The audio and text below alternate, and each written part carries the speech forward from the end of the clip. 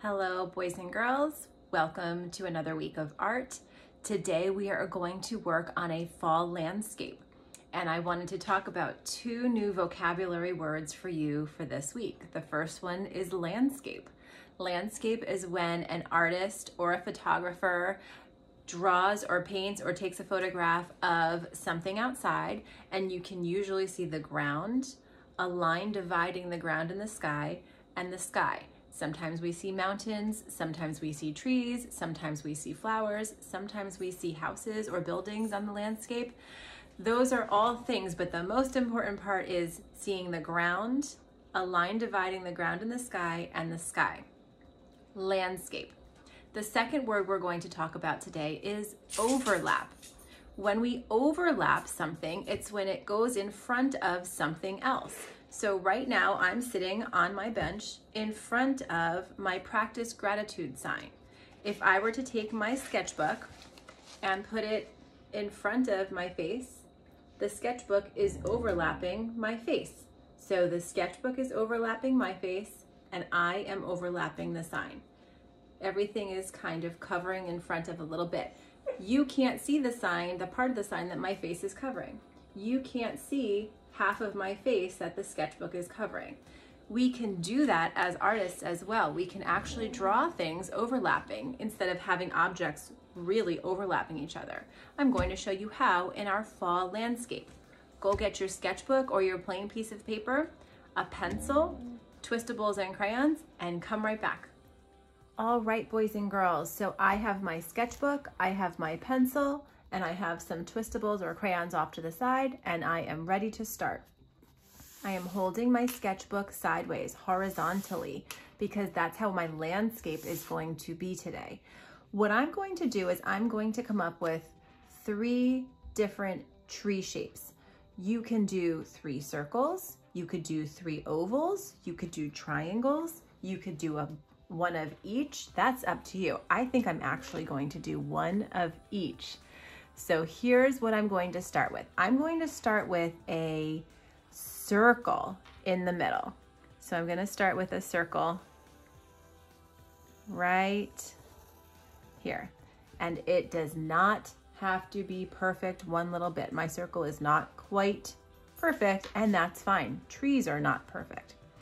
Then I think I'm going to do a triangle tree, maybe on the right side. So I'm going to go, start up here, I'm going to go down on a diagonal line.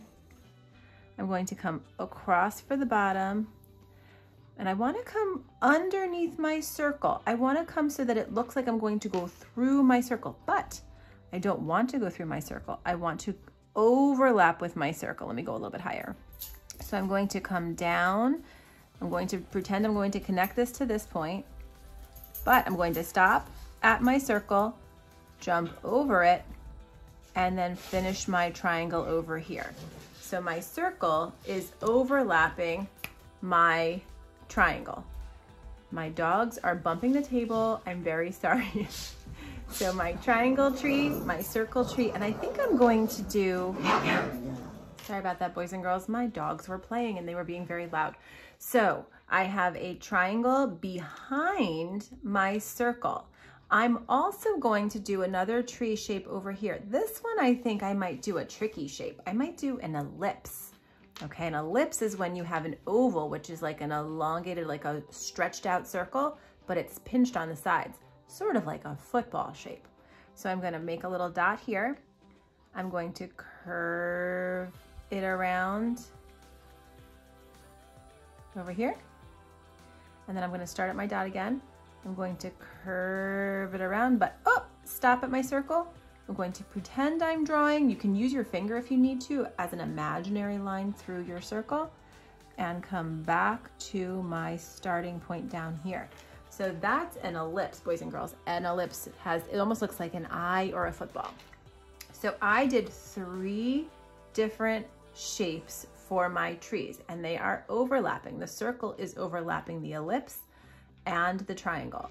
Now I'm going to make some tree trunks. So what I'm going to do is I'm going to take my pencil and I'm going to draw a line down the center of my shape this is not a realistic landscape, but you understand that it is a landscape. You understand that this will be trees. I'm also going to be putting a line down the center of my triangle, and I'm going to do a line down the center of my circle. And I need a landscape line. The horizon line is the line that divides the ground and the sky. So I'm going to start on the edge of my paper, and I might make it a little bit wavy. And you can actually go through your tree trunks because they're just lines, okay? I'm going to add some branches into my trees, my sort of abstract trees, and I think I'm just gonna do some lines like this.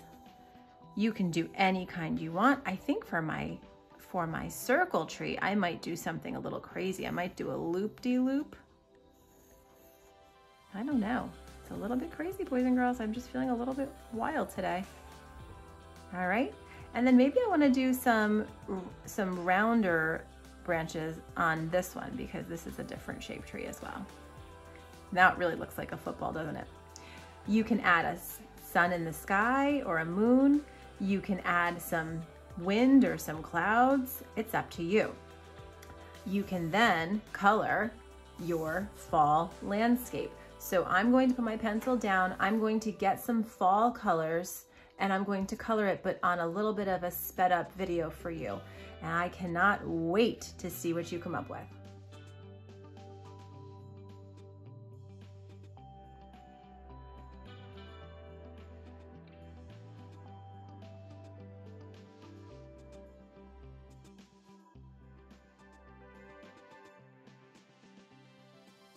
Okay, so I finished my fall landscape. As you can see, I overlapped some shapes. I did a triangle, a circle, and a fancy ellipse. I overlapped my circle tree over my triangle tree and over my ellipse tree. I colored it. I did some green for my ground, my grass.